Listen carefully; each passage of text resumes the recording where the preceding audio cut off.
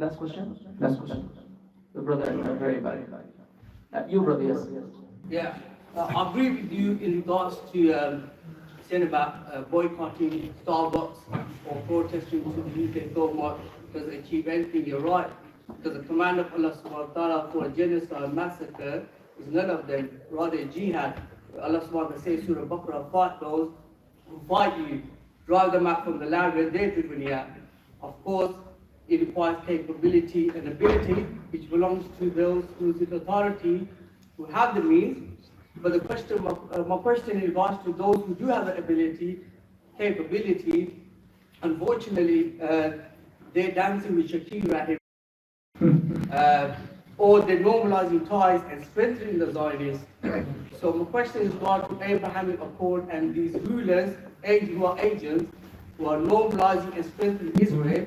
My question is regards to the agent dogs who are saying that we should obey these rulers and not even speak up against them.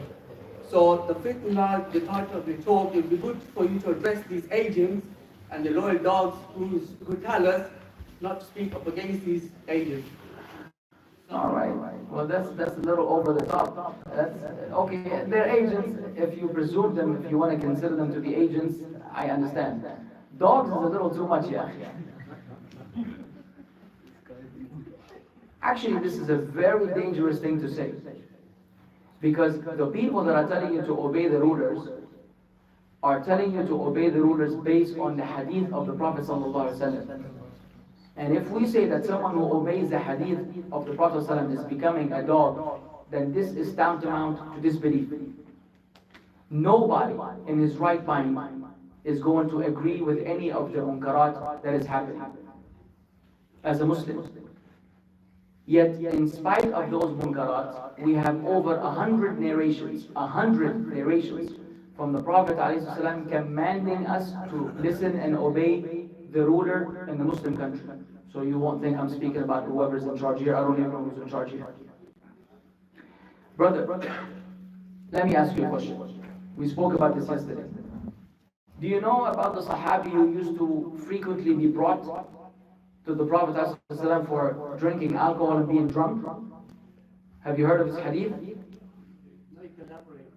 Does everybody know the hadith, or anyone know the hadith of a Sahabi who used to often get drunk and be brought to the Prophet ﷺ, and the punishment will be done against him, he will be lashed. And the Sahaba became impatient with him, and they verbally abused him. And the Prophet ﷺ prevented them and did not allow them to do so. And he said, verily, I know nothing of him except that he loves Allah and His Messenger. Please understand, this is a Sahabi who had witnessed the revelation of the ayah, فَهَلْ أَنْتُمْ مُنْتَهُونَ, after Allah spoke about the khamr wal maisir being from the works of the shaitan. A Sahabi who knows that consuming alcohol is haram. He's getting drunk and he's being brought in front of the Prophet ﷺ and the other Sahaba on multiple occasions, falling back into the same sin as I was speaking earlier. And yet, he was not considered to be a disbeliever. Do you consider him to be a disbeliever? I don't understand how that linked to... I'm telling you how that linked. Well, how that linked to them shooting so, I'm gonna answer you. Brother, look, brother, you're not gonna... My beloved brother, I'm trying to give you the link, but right now, you just want to outsmart me with just screaming. Please, let's have a civilized conversation. You have a lot of people here. I'm not here to have beef with anybody. But you need to hear me out. You didn't answer my question because you got cornered. Answer my question. Do you know of the hadith? I'm the first one who asked you a question, so it's best for you to answer it. So you don't want to answer. Do you think he's a kafir? Was this Sahabi a kafir? The Sahabi who was drinking alcohol. Did he leave Islam? I've already said to you, I don't know about the narration. Now that you know about the narration, do you believe by him drinking alcohol multiple times, knowing it's haram? Is he a Muslim or a non-Muslim? Why are you afraid of answering? Are you doubtful of the Sahabi? I'm asking you, how that link to the question of But answer the question and I will give you a beautiful link. You can click on it every day. Answer the question. Like I said, I don't know the narration. Yeah, now you know the narration. Is he a Muslim or a non-Muslim? I don't know. You tell me. He's a Muslim. Dancing with Shakira takes you outside of Islam?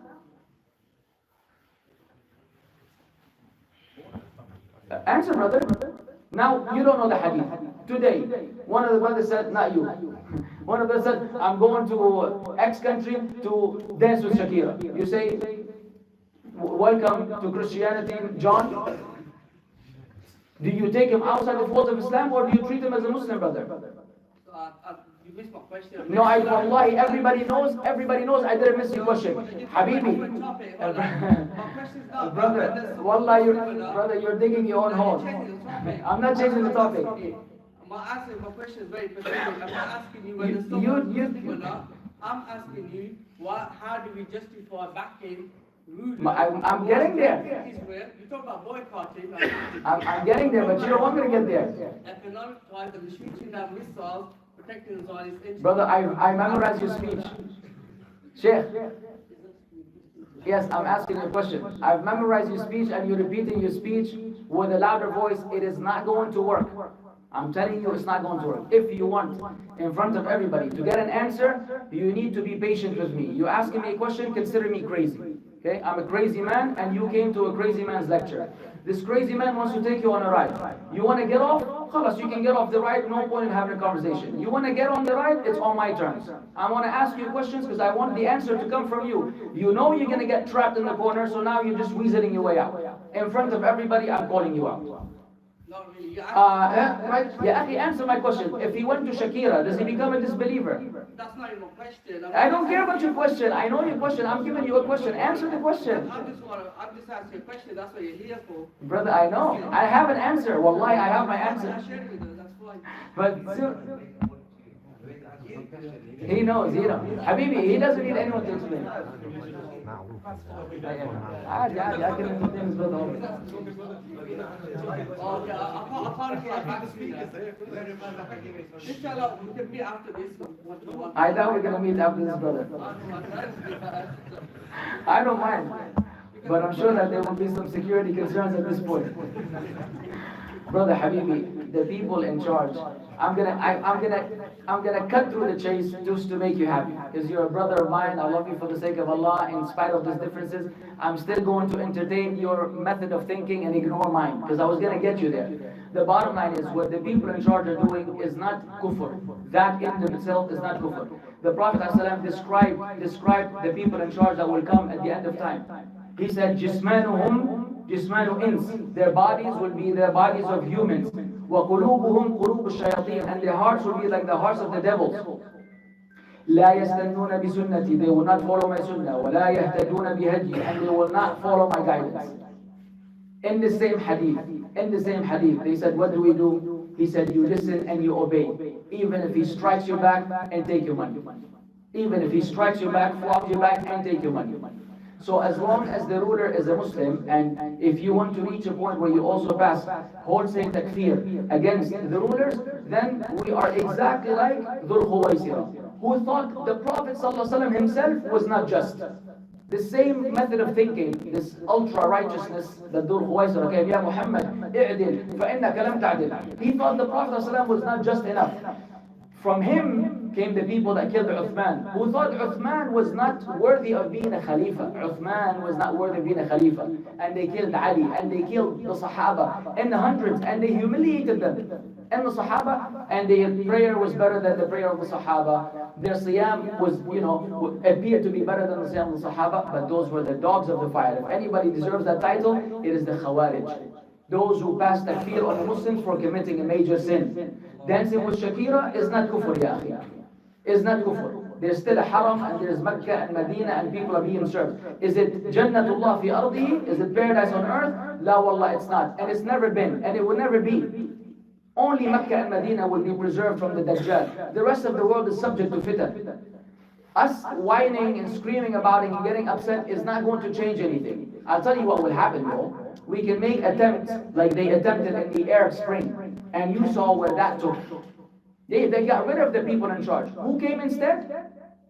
Who came instead? Where's Syria? And where's Libya? And where are all these countries where they threw overthrew the person in charge and brought another person which was worse than the one before. Could be.